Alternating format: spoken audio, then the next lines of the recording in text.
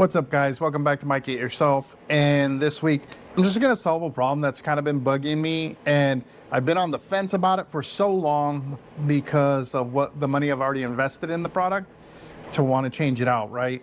And I will say that just recently a video by my buddy Doyle, so check out his channel, Blue Bike and Doyle. He's got Black Betty, and he talked about his floorboard, and he's got the exact same problem that I have, and that is hit your leg, man. Like, if you try to scoot this back out or whatever, you're constantly hitting your calf on it, even if it's flipped up. So what's the solution? I love my Willie G floorboard inserts, and I did a video on these some time ago. I got matching set, I did the brake pedal. I didn't do the shifter. I didn't feel like that was necessary. And I just happen to have these already. So everything's, Willie G, matching setup. Even the grips, man, right? Cool stuff. Anyhow, the downside is these friggin' floorboards stick out like 2 feet, man. I don't know how far that is. That's actually like probably like 5 or 6 inches. And it's a pain whenever you're trying to kind of back up, back out. And I've just been dealing with it for a long time, and mostly just because of the cost of those inserts, right? They're Harley Davidson, so you know they ain't gonna be cheap. But I'm done. I want a better solution. I want to keep it Willie G, and I want to make it look better. So I don't know if these are the stock peg mounts, whatever, but we're gonna make it look a little bit nicer. Let me show you the product. All right, so we've got the Benlari passenger floorboard kit. So this is a full kit. I couldn't find just the post from them. I found it comes with these ones. I don't know, I'm not gonna use them. I'll use parts of them and I'll explain. So it comes with chrome posts that are much, much shorter. And I have similar post on my 17 Road Glide, and I don't hit my legs, my calves on the passenger floorboards, so I know these are going to work. I'm going to have to kind of cheat and look at it just to make sure I got it, because it's got like this weird twist. I don't know if you can see that. Like if you hold it straight up, it's got like this weird twist to it. So they definitely have a left or a right. Let's see if it's posted. Oh yeah, that's actually right here. You got a little R there, so I don't have to cheat. But what's the problem? The problem is I can't use that old floorboard because it's a different style. It's more, this is a peg, right?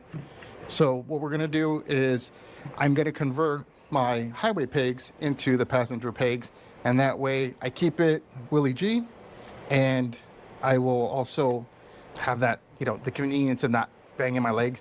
And then we're gonna get all bling bling, right? Because we need to add a little bit more chrome to the Road King. I don't think there's enough chrome on it yet. Anyhow, so let me take off the floorboards, let me take off the highway pegs, and we'll get it all set up here on the workbench and kind of work through the process.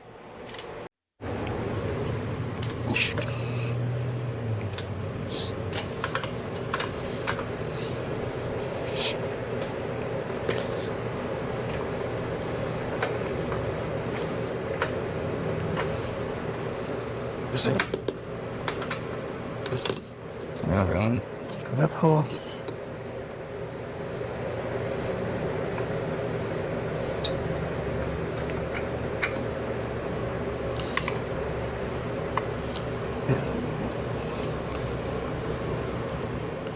Cool.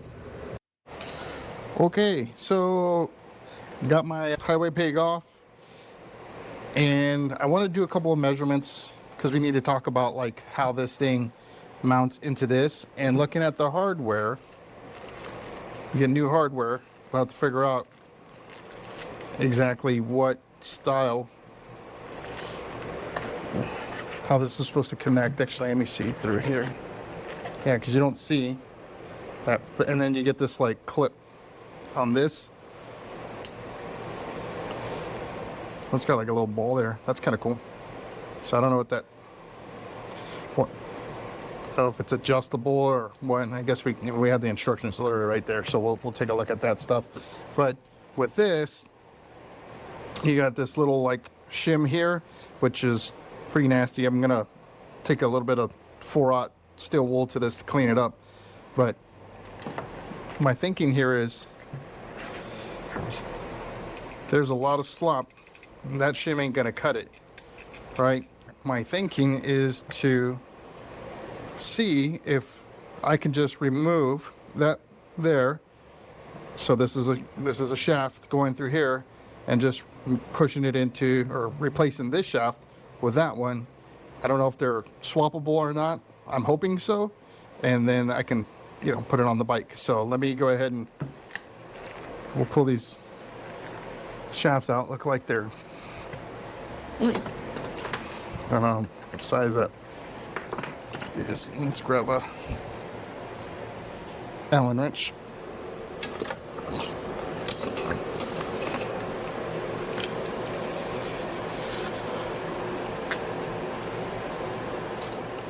It's probably going to be metric. Try a quarter. Yep, it's going to be metric.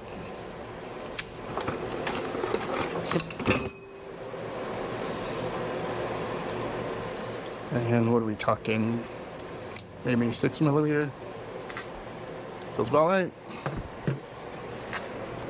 So let's see if we can pop that out.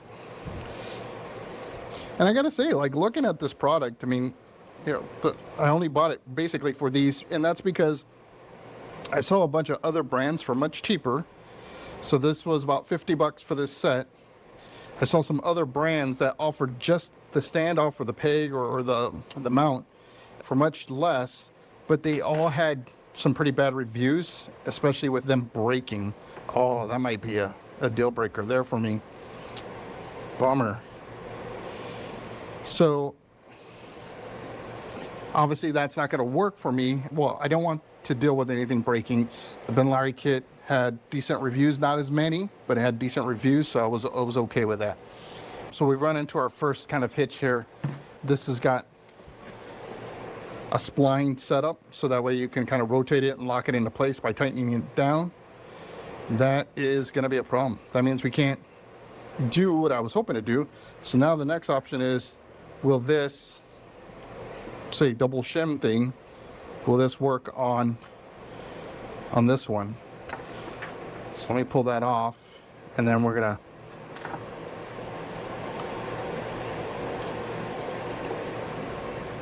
we'll take a caliper to measure it.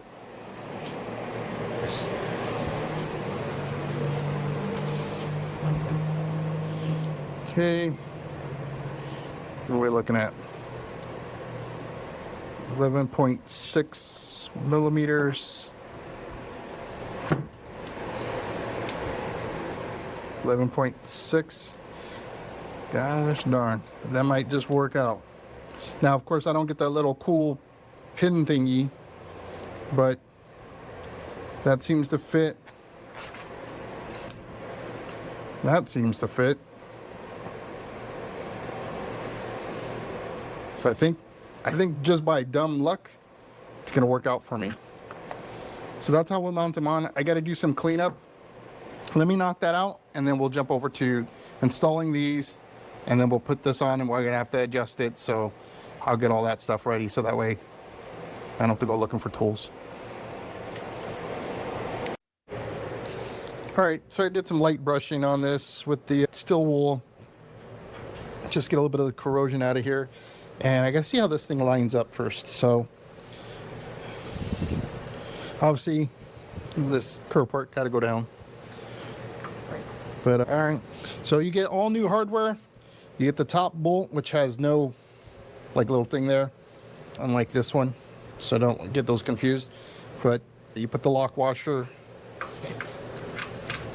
get that started. And hopefully we won't run into any issues. And come on, let's get that started. And the kit, like, so the same peg mount supposedly goes from like, I don't know, 98 or something like that all the way up to to the newer bikes to like 23. And that's about it. Anything over that, it's gonna be something new probably or different. Get this thing. So this bottom one ain't starting, so let me make sure. So the old one had like a pin that just kind of went in there. This is not threaded, so that's gonna be a problem, man. And that just keeps it from swiveling. All right, so apparently this is not uncommon, and what they suggest, well, options are you either ignore the bottom or you use these two threaded holes, which since this thing is ellipsed, right, you can do that.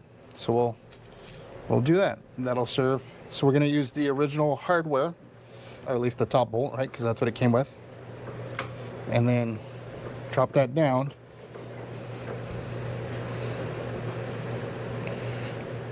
I guess we won't drop it down. Shoot.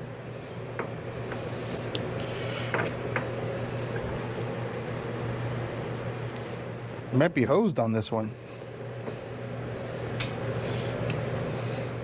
Now you got this. I feel like this is a, ouch. Like this is just a cap.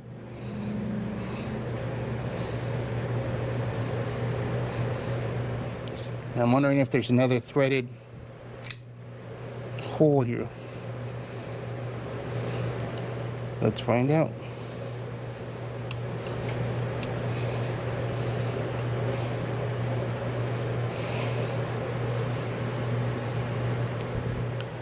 Oh man, that is gnarly.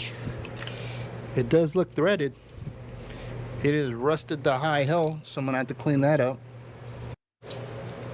All right, so take two in this one. Take the original bolt. We'll put that in the newly uncovered hole, which is a little bit lower, and this will keep it from rocking. Oh, that's not gonna work with that washer. We're gonna have to ditch that washer. So no go on that lock washer. Let's see how it sits without.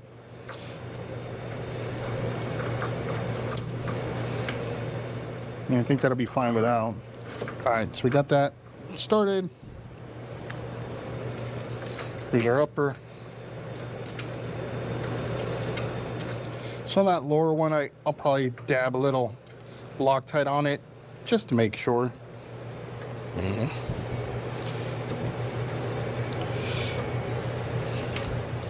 All right, so let's just snug it up.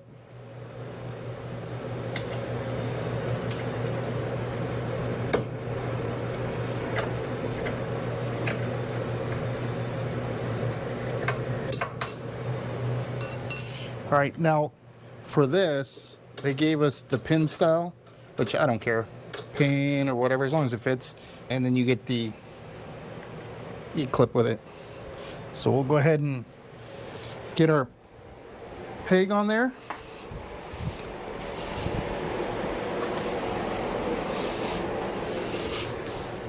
This seems to be exactly the same on both sides, so that's nice. It means it doesn't matter which way we put it.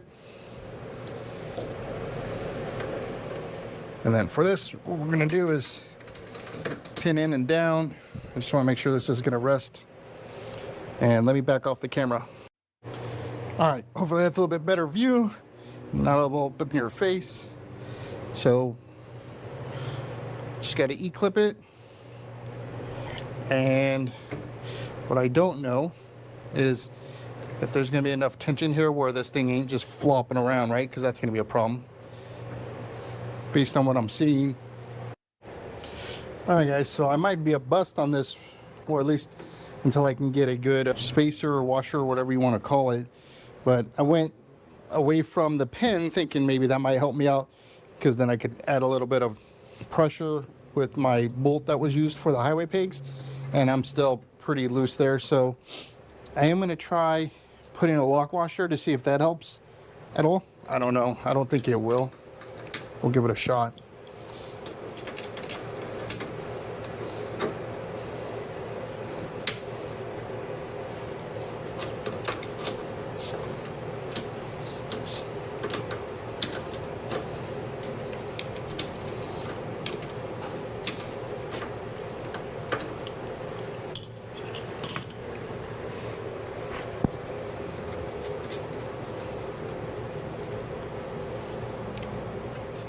I measured that other shim, and it's about 1 millimeter. So really, I'd probably just need half a millimeter thickness washer. I don't know if they even sell that.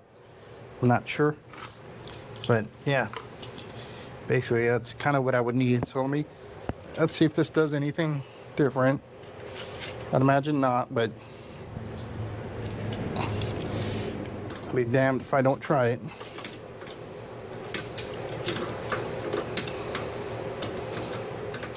And at the same time, you don't want to put too much pressure, like trying to clamp this thing down together, because then you will potentially fatigue it, and that could cause it to break. So trying to find that sweet spot, right?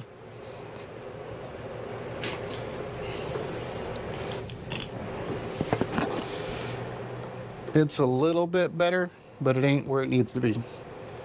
So you see now it's not, I mean, I guess if I put a little bit, I'm using these janky freaking adjustable wrenches. If I throw a little bit more on there, I might have it snug enough. I'll try that out real quick. All right, so I threw like a half, maybe a quarter turn more on this, and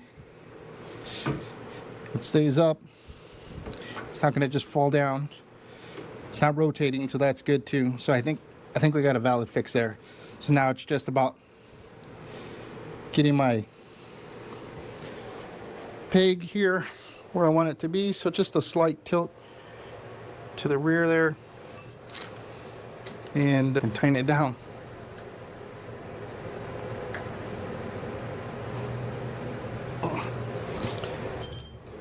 So that's good. I just need to do my blue Loctite on that bottom one, and we should have a solid fix. We'll take a look at what it looks like when it's not in the way. All right, guys, so we've got the new peg mount on, and with the peg up, free flowing. I'm not hitting my leg or anything. If I put it down, there it is. I will hit it if it is down, so that could be a little bit of a challenge if you're going two up and you need to move around with it. I mean, at that point, maybe you ask wifey to hold off so you can back up. It is easier to back up with one person on instead of trying to do a double up back up. And at that point, just flip up your pegs, and then when you're ready to go, to have her jump on, kick those pegs down, and that way it's out of your way. So you gotta be careful with that. You guys heard that? Holy crap. Might have to put some TPU film or whatever the heck, the paint protective film, something like that.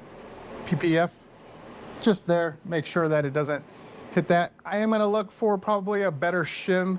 I've just got to do a little bit of research to find out kind of thickness of it, or I may have to make some myself. I'd prefer not to, because I need metal. So anyhow, there you go, man. Easy peasy, 50 bucks, and it gets rid of that hassle of hitting your friggin' leg every single time you want to back out. I hope you enjoyed this video. Something simple. I'm wishing you all a happy Easter, so spend time with the family, and much love. Appreciate all you guys. I'll see you on the next one.